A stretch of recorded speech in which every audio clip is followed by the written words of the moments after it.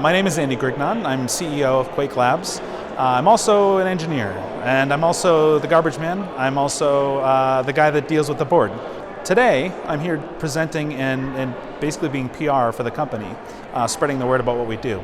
Tomorrow, when I get back to work, I've got about 20 bugs I've got to fix.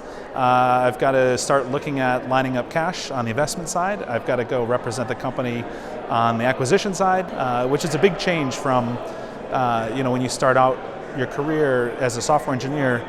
You show up whenever you wake up, you start writing code, have lunch with your buddies, end the day at some point, and then you keep working and hacking all night.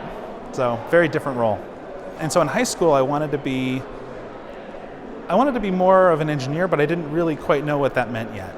Because engineers were people who worked at NASA or Boeing or IBM, really stodgy companies, and I didn't really want that either. I remember using one of my first Macs, and it allowed you to do desktop publishing. I was like, this is pretty cool. I kind of want to write this software in this mode. I don't want to write boring databases or keep planes in the air. I wanted to do something fun. But video games weren't my thing either. I think a lot of people today enter computer science thinking, I want to write a video game. Well, video games are really boring to write. I mean, in my opinion, some people find it fascinating. It's a really tough business to be in. But in high school, I really wanted to write more software like PageMaker. So when I get a resume, I look to see where you came from and the degree that you attained. And it's so hypocritical because I don't have a degree myself. I actually don't care that you ultimately got a degree. I don't usually go above master's. In addition to kind of where you came from is really what you've done. I'd love to find people who have open source projects that they've worked on, or you've been part of something else.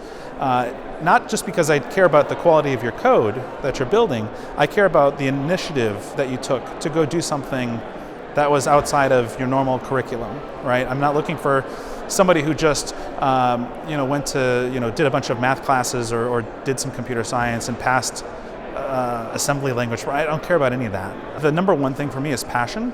Passion comes in when things start to go wrong. When I formed my company, I had assembled a rock star group of people, and I went to my first venture capitalist, and I was like, all right,